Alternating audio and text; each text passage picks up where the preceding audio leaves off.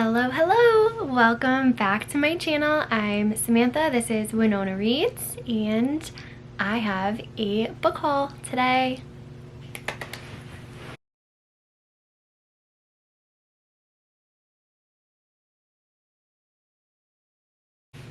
Okay, so it is New Year's Eve, and I have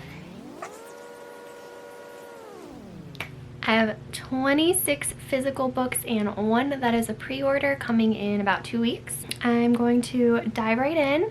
So these are my Christmas and just like personal purchases of this month, December. I feel like they're kind of all over the place a little bit. There's a good variety, and I wanted to do a quick haul because some of them I may get to kind of off the bat, but because January for me is going to be kind of like a classics focus, I wanted to make sure to document these before I like dive into completely something different. So without further ado, so let me start off by saying some of them are Amazon purchases, some of them are Barnes & Noble, and some of them are Book Outlet. And I've ordered from Book Outlet before. I've never had a problem. This is like the first one. Well, 2 of the books came damaged, which is not a big deal at all. It's whatever. So yeah, I don't mind damaged books. It's just when, like, if I can look at it and be like, they probably shouldn't have sent this like this, that frustrates me. So 2 of the books came damaged from Book Outlet. The one I can live with. It's not a big deal. And I'll show you the other one. But this one, I'm like, what happened? So it looks like there was a whole chunk of the book missing and someone glued the pages and stuffed them back in because they don't fit. I don't know if you can see. It's like hard to tell out of the way. But like, can you see? Like, I don't understand. And like, so when you open it, all the pages are bent towards the end because they don't fit in the book. Like, why would you send this? Just tell me it's delayed and send me a different one. So of course I had to email them, and which was really frustrating because I mean I can still start this, but I wanted to start this in January after Franny and Zoe. I'm gonna start that next. So it was just annoying. And I've been looking everywhere for the 50th anniversary edition, which this is. I've been looking all over for one without the Hulu sticker, because I hate that. I hate that. And the picture of this on the website didn't have the Hulu sticker, but it came with the Hulu sticker. Anyway. I picked this up today and I'm so excited because I'm going to be buddy reading with one of my really good friends, Nicole. We both read Last Christmas in Paris? Yes, The Last Christmas in Paris. Right, yeah. By Hazel Gaynor. And that one, Hazel Gaynor and Heather Webb. It was a collab. And this one is just Hazel Gaynor. I did purchase a couple of her books, and I think those were off of Book Outlet. And I hadn't picked this one up, but my friend wanted to read it, and so I was like, we should just do like a whole like Hazel Gaynor like section, like just plan a TBR for, you know, whenever and get it done. But so yeah, I don't really know a lot about any of these books, so I'm just gonna read some of the backs like I did in a previous video. But this one is called The Lighthouse Keeper's Daughter by Hazel Gaynor. It looks like it's set in 2 different places. Oh, this is gonna be cute. So 2 different time periods. We have 1838 and 1938. 1838 is going to be England, and 1938 is going to be Newport, Rhode Island, which is a soft spot for me, so that's fun. 1838 England. Grace Darling enjoys her quiet island life at the Longstone Lighthouse, at one with nature and wild breezes, but her solitude is interrupted when she and her father rescue survivors of a shipwreck. Grace becomes celebrated throughout England as a heroine of her time. And then 1938 Newport, Rhode Island. 19 years old and pregnant, Matilda arrives in America in disgrace, sent from her home in Ireland to stay with a recluse relative and keeper of Rhode Island Lighthouse. That sounds really sweet. I just love her writing, and I love I mean, the different time frames she does very well, because that was also part of the last book that I read from her. I don't know how to explain it. There's such like a familial dynamic, familial ancestorial kind of weaver as far as like storylines, if that makes sense. I love her writing, so I'm so excited about that. And actually, I'll just do the other books that are hers as well right now. Okay. So this is one of the ones that I got from Book Outlet. The Girl from the Savoy by Hazel Gaynor. London, 1923. Welcome to the Savoy Hotel, a glittering jewel in London's social scene, where the lives of the rich, famous, and infamous intertwine. Here amid the cocktails and the jazz, two women from very different pasts try to forget the devastation of the Great War and forge a new life in a city where those who dare to dream can have it all. Dolly Lane is the Savoy's newest chambermaid. She meets the daughter of an earl, Loretta, who has rebelliously turned her back on the carefully ordered life expected of a woman at the top of the society's elite. So that's a sweet book about friendship and the perfect time period. I love that era. Love, love, love. And the cover too. So cute. This one is a collab again with Hazel Gaynor and Heather Webb, just like Last Christmas in Paris. I was gonna say Monaco because this is Meet Me in Monaco. And it is about Grace Kelly's royal wedding, and I love me some Grace Kelly. I mean, she's pretty lucky. Well, I'm not gonna say lucky because I know her, like, after her marriage, things kind of turned a little hard for her. But like becoming an actress and then becoming a princess, I think, Princess of Monaco, is something. Anyway. Movie stars and paparazzi flock to Cannes for the glamorous film festival, but Grace Kelly, the biggest star of all, wants only to escape the flash bulbs. When struggling perfumer Sophie Duval shelters Miss Kelly in her boutique to fend off a persistent British press photographer, a bond is forged between the two women. See, I'm all about the friendships. That's really sweet. Okay, so the next one my son actually picked out for me. It was really cute. So I was looking for The Lighthouse Keeper's Daughter to Buddy read because, like I said, I had purchased the other Hazel Gaynor books, and then she was like, oh, I want to read this one because she loves lighthouses, and I was like, sure, I'm down. I didn't grab that one, so I went to Barnes & Noble today and with the kids and my husband, and so we're walking around and I'm like, oh, they don't have it, and I get super bummed out. And then it was like misplaced. It was on the shelf above, and I'm like, oh, okay, so they do have it. And I turn around and my son's like, Mama. He calls me Mama. So he goes, here, Mama, I have a book for you. He goes, you're gonna take it home, you're gonna read it. And I'm like, okay. And I looked at it, so cute. I'm like, this actually looks like something I would pick. The Bookseller's Secret, a novel of Nancy Mitford in World War II by Michelle Gable. This is the best-selling author of A Paris Apartment. I actually haven't read that, but I do remember it being on my TBR one time. But this is so cute. I don't know like what made him pick this out, but this is definitely my vibe. I also don't know who Nancy Mitford is, but that's okay. Excuse my dog barking downstairs. Hopefully that's not too interruptive. So this says, in 1942 London, Nancy Mitford is worried about more than air raids and German spies. Still recovering from a devastating loss, the once sparkling, bright young thing is estranged from her husband, her allowance has been cut, and she gives up her writing career.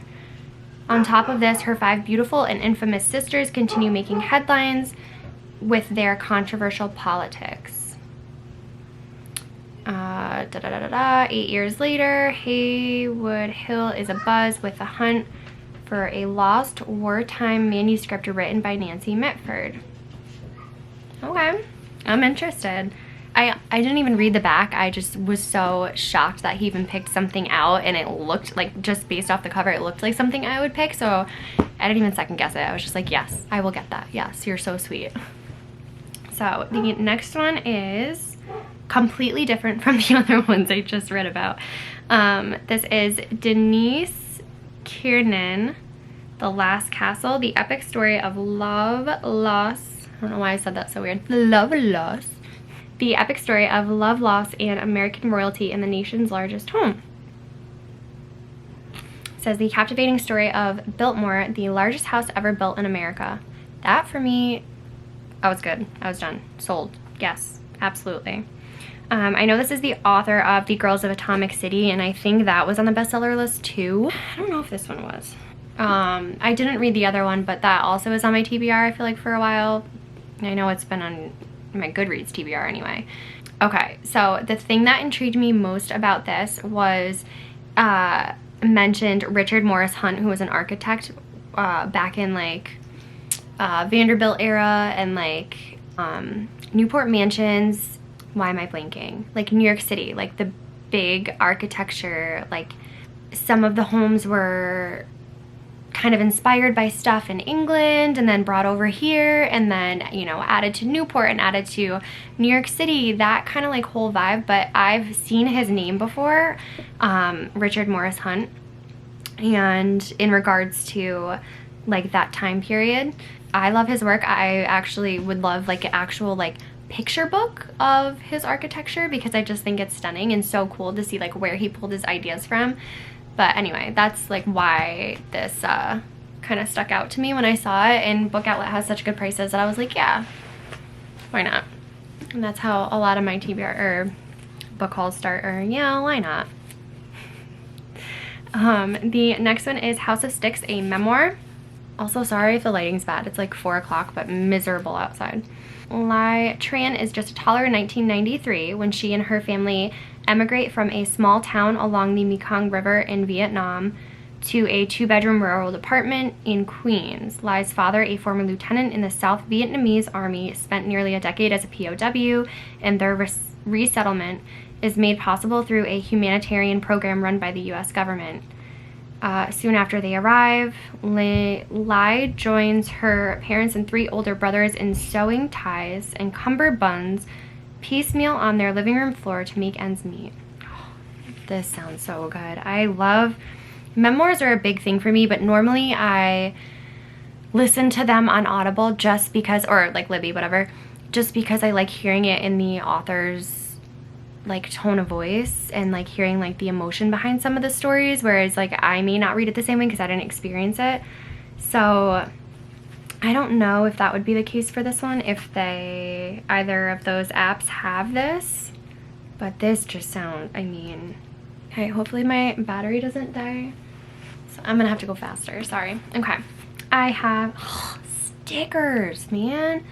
Book Outlet, you're killing me. Lanas Wear by Anita Abriel, and I feel like I've seen this all over the place too. And this is actually the one that I mentioned on another vlog that I think her last name changed. Anyway, Paris, 1943, Lana Antonova, grieving the death of her husband, a music teacher killed at the hands of an SS officer, finds purpose again when she's approached to join the resistance on the French Riviera. As the daughter of a Russian countess, Lana has the perfect background to infiltrate the immigrant society of Russian aristocrats who socialize with German officers, including the man that killed her husband. That's good. That's good. I mean, does anyone want to buddy read that with me? Because come on. This is the other book that came damaged by Book Outlet. It like looks like someone had like a box cutter and went to open something. I've learned my lesson from that long ago, so I do not use those. But this is how it came. Again, I can live with that. I can tape this one. The other one I cannot. In the Enemy's House by Howard Bloom, or maybe Blum. The secret saga of the FBI agent and the code breaker who caught the Russian spies. I can hear my husband downstairs yelling at the kids. As the Cold War begins, 2 unlikely friends commence a dogged hunt that takes them into the very heart of Russia's covert war against America. In this true story, the secrets they will uncover at the end of their daring and tenacious quest not only shock the nation, but also change the course of history. This is a suspenseful, newsmaking account of Bob Lamphere, a hard-charging, fun-loving FBI agent, and Meredith Gardner, a brilliant but difficult code breaker who team up to break the unbreakable Soviet codes. That kind of reminded me of, wasn't there something similar with Benedict Cumberbatch Isn't that his name, I think? Where he like broke codes, but it was for Germans and during like Hitler. I can't think of what that movie was called. I think that was based on a book too. That sounds similar, maybe. I'm not sure. It sounds good though. And again, book outlet, so it was on sale. The next one I got is Where Dreams Descend by Janella Angeles. And I've actually seen this all over, and a few of my favorite authors blurbed this on the back. So, in a city covered in ice and ruin, a group of magicians face off in a daring game of magical feats to find the next headliner of the conquering circus. Fame and glory await the winner, but no contestant is safe when unseen danger begins striking behind the scenes.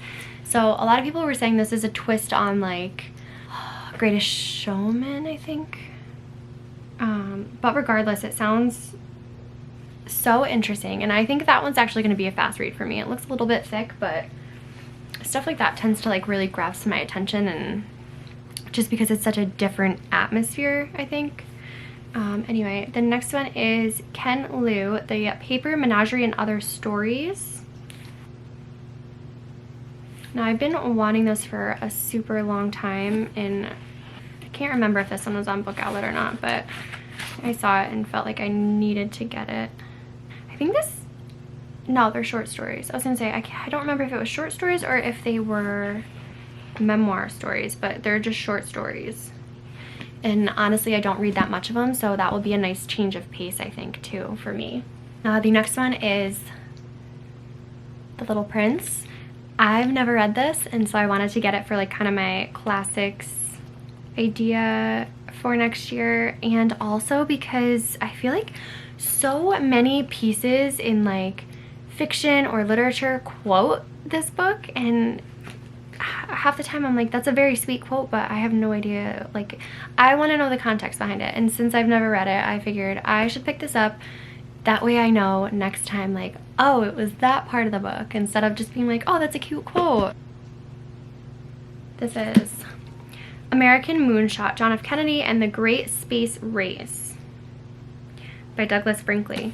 And this for me was basically just a random pick. I wanted something a little bit different that I wouldn't necessarily pick up, you know, walking around the bookstore. And since it was a cheaper price, I figured why not? But also I'm a big Kennedy fan, but I feel like the more I read about him is like a fictionalized, like Scandalous, about like his love interest and all that stuff. I want to know more about like what he was into, what he was progressing in, because you know his political side of stuff, just his like personal, familial kind of thing. So I thought that would be a good take into, you know, where he was going during his candidacy.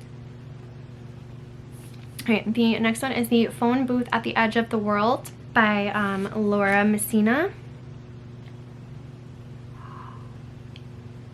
I don't even want to finish this. When she loses her mother and daughter in the tsunami, she wonders how she will ever carry on and begins to mark time in relation to that terrible day in 2011.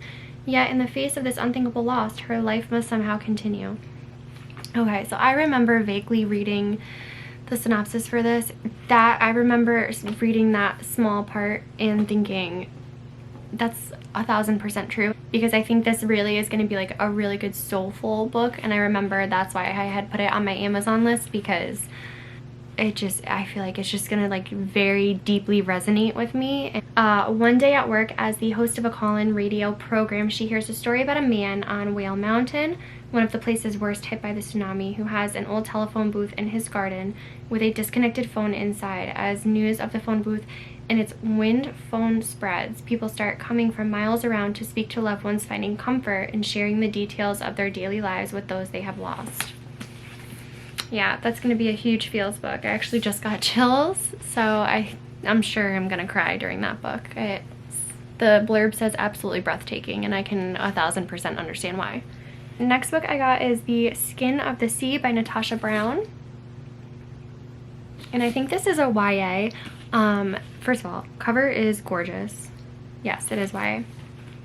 Cover is gorgeous. I really don't know anything about it. I just saw the cover and saw that a couple of people that I knew picked it up. So, Simi prayed to the gods once. Now she serves them as Mami Wada, a mermaid collecting, I don't know if I love that name, Maybe I'm saying it wrong. Anyway, collecting the souls of those who die at sea and blessing their journey back home. But when a living boy is thrown overboard, she does the unthinkable. She saves his life, going against an ancient decree. A punishment awaits those who dare to defy it. I like it. I like it. And again, something that I don't normally read. I don't think I've ever read anything about mermaids. The next one is The Paris Library by Jeanette Charles. And I actually picked this up. It's a World War II story, and I picked it up because my sister-in-law recommended it to me. She said she loved it, and I think she listened to it on Audible, so I might see if Libby has it to like kind of read along when I do pick it up. Okay, so kind of like the other ones, 2 different time frames, 2 different locations. Paris, 1939. Young and ambitious Odile has it all. Her handsome police officer Beau and dream job at the American Library in Paris, but when Nazis march in to occupy the city, she stands to lose everything she holds dear. Montana, 1983. Lily is a lonely teenager looking for adventure in a small town Montana, and the airs of mystery about her solitary elderly neighbor from Paris piques her interest. Okay. Aw. See, that kind of reminds me of like the Hazel Gaynor vibe, so I think that'll be good. I think that's a good recommendation. I do think I'm gonna love that. The next one I got, I'm super excited about. Cloud Cuckoo Land. I didn't have a lot of interest in buying this book. First of all, I didn't realize the size of it, which I don't really have a problem with. It's over 600 pages. And I really loved his other book, All the Light We Cannot See. That was probably one of the top 5 books when I read it. I want to say like 3 years ago. I don't remember. But I saw this come out, and of course so many people were picking it up on BookTube, or at least going out to get it. I don't think I've actually seen anyone read it yet. It's a long synopsis. Set in Constantinople in the 15th century in a small town in present-day Idaho, and on an interstellar ship decades from now,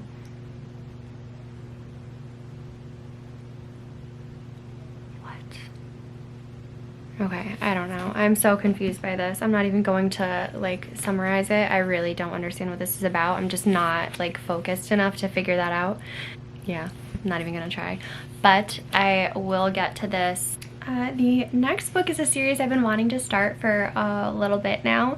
I can't remember. I want to say, I'm actually not 100% sure. I wanted to say I thought maybe Mel Nikki had read these, but now I'm thinking it might have been Alex.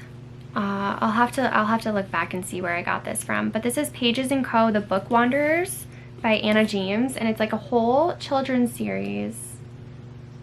And it just sounds so cute that I like had to, I'm like, I know I'm gonna love the whole thing, and I should have just ordered a bunch, like I think that maybe there's like 3 by now, 3 or 4, and I should have probably ordered all of them at once. But it's her mother's disappearance. 11-year-old Tilly Pages has found comfort in the stories at Pages & Co., her grandparents' bookshop. That is a dream. It just gave me like an idea to open my own, and then never mind, I'm not even going in it. But when her favorite characters, Anne of Green Gables and Alice from Wonderland, start showing up at the shop, Tilly's adventures become very real. Not only can she follow Anne and Alice into their books, she discovers she can book wander into any story she chooses. Oh, what a cool concept. I love that. Yeah, I'm probably gonna have to like buy the other ones ASAP, because I'm sure once I finish that, and they're like shorter too, obviously, because they're children's books, but I'll probably get all of those. And then one of my nieces loves to read, so I'm definitely gonna share that with her. That sounds so cute. I gotta wrap it up because it's taking way too long. Anyway, the next one is Within These Wicked Walls by Lauren Blackwood. This was on Reese's YA Book Club. Also another gorgeous cover. That's like a nice wallpaper. Andromeda is a Daedra, an exorcist hired to cleanse households of the evil eye. She would be hired That is, if her mentor hadn't thrown her out before she could earn her license. Now her only hope of steady work is to find a patron, a rich, well-connected individual who will vouch for her abilities. When a handsome young heir named Mangus Rochester reaches out to hire her, she takes the job without question. Never mind that he's rude and demanding and eccentric. I mean, I love stuff. That's like a guilty pleasure for me. I'm gonna love that. The next one is also a YA, and I actually did borrow this from the library. I borrowed it from the library as a physical copy. I borrowed it on Libby, I think, for the audio version, and I still haven't gotten to it, but I plan to because I've seen so many people love it. I love the covers. I always tend to love Reese's YA book club. It is Fable by Adrienne Young. And it is like that, like, I'm pretty sure, I'm gonna read the thing, but I'm pretty sure it's like a pirating kind of like era where she like kicks butt, like super headstrong girl, and I just think it's gonna be so good.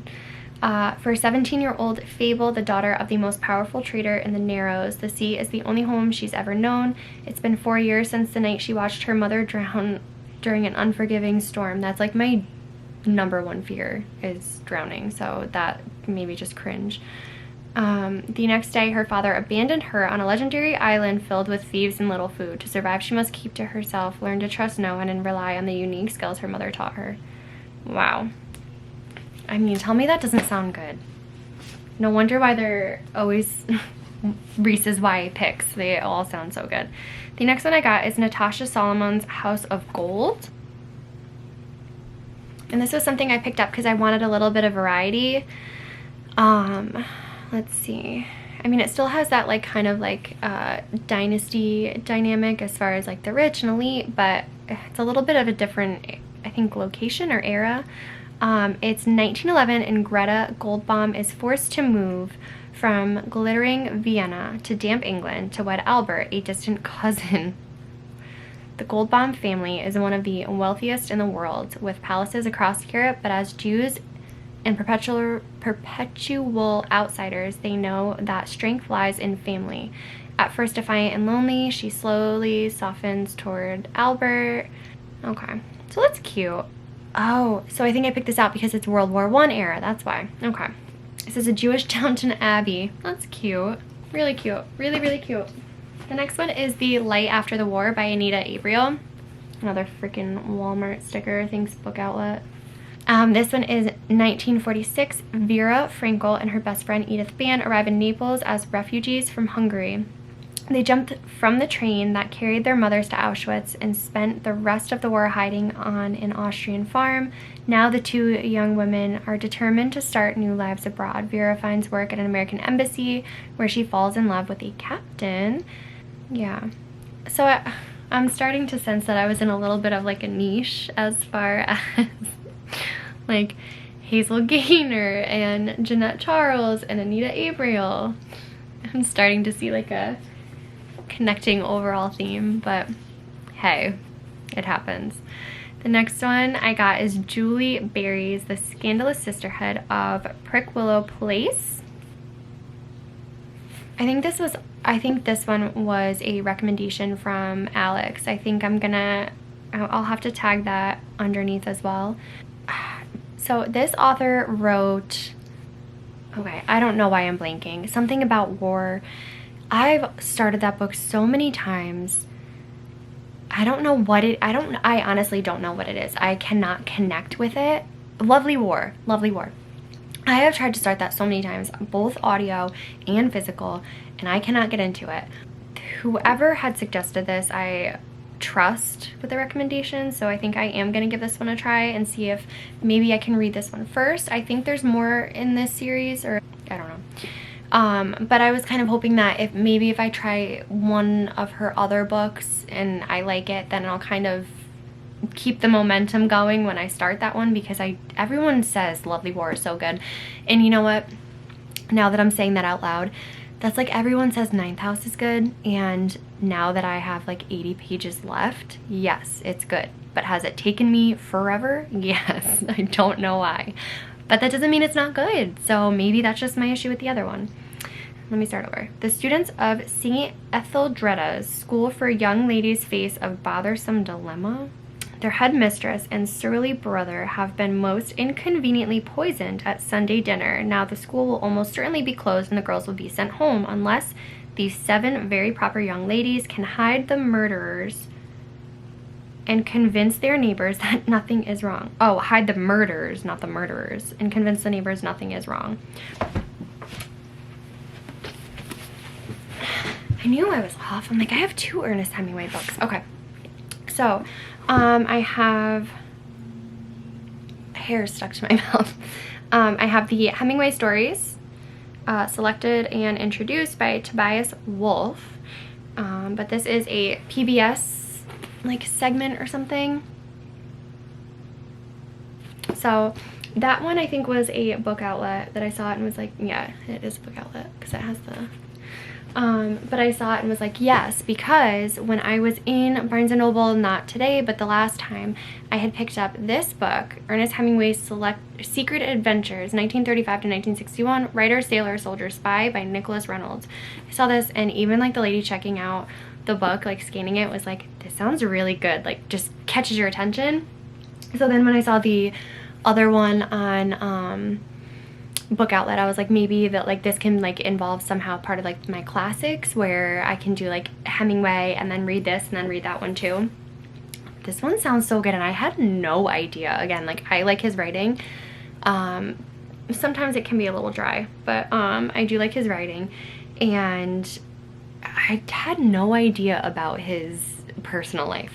An international cloak and dagger epic ranging from the Spanish Civil War to liberation of Western Europe, wartime China, the Red Scare of Cold War America, and the Cuban Revolution.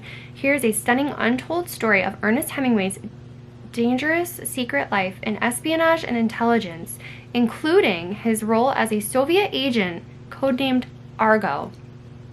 That just sounds so good. It sounds so good. All right, 2 more books left. Almost done.